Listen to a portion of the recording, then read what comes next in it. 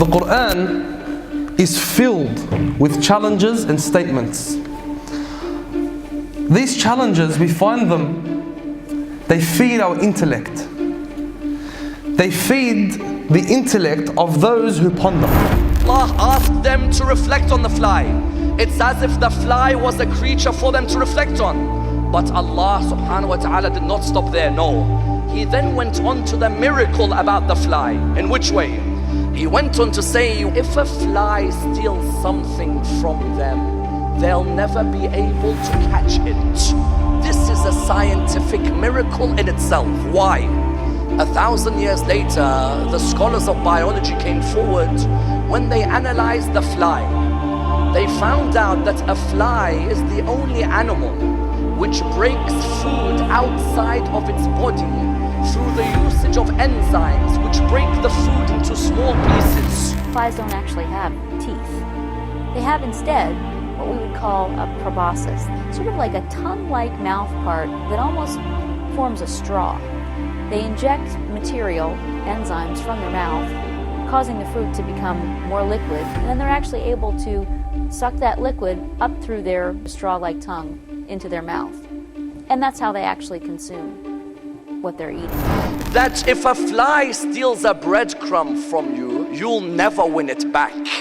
Because that fly, as soon as it's stolen a breadcrumb from you, their enzymes are already breaking the breadcrumb outside the body. Then they form a tube where the crumb becomes liquid. Before you know it, that fly's taken it all in. When the scholars of science found this out, everyone said, look how magnificent these scholars are. That they found out that the fly, which is this small, is able to reach a level where it is able to break with enzymes food outside its body. The Lord of mankind had already discussed it 1,000 years earlier, when he told the Arabs, when a fly steals something from them, they'll never be able to catch it. That was a challenge to the Arabs. Why? It was saying that these idols that you worship, they can't even create a fly. Forget creating a fly. If a fly stole something from them, they will never be able to catch it. Because the lamb that is used is lit-ta'bid, which means what? Which means they will never be able to catch it. Allah subhanahu wa ta'ala is speaking to whom? That Arab sitting down at home is staring at his sheep and his camel, has not got a clue what is meant in this verse. But when your Lord said this Quran is for you until the day of judgment, He was telling you that the knowledge I am giving you in this book, until the day of judgment you'll find that this knowledge is true for you. Flies are omnivores and can only consume liquids. They dissolve solid foods by pouring saliva on them before sucking them up through their proboscises. That if a fly steals a breadcrumb from you, you'll never win it back. Or at least, in the bare minimum, let them retrieve that which the fly has taken from them.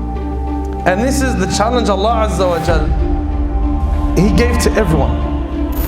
Our main emphasis in our lab is to study insects, and we're interested in fundamental understanding of molecules in insects, the biochemistry that makes insect bodies work.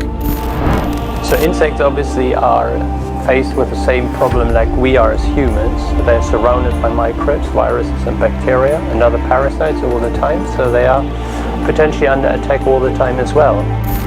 I was on the internet one time and there were these people, making fun of this hadith. What's this man backward nation following this ancient religion of a man who was in the desert?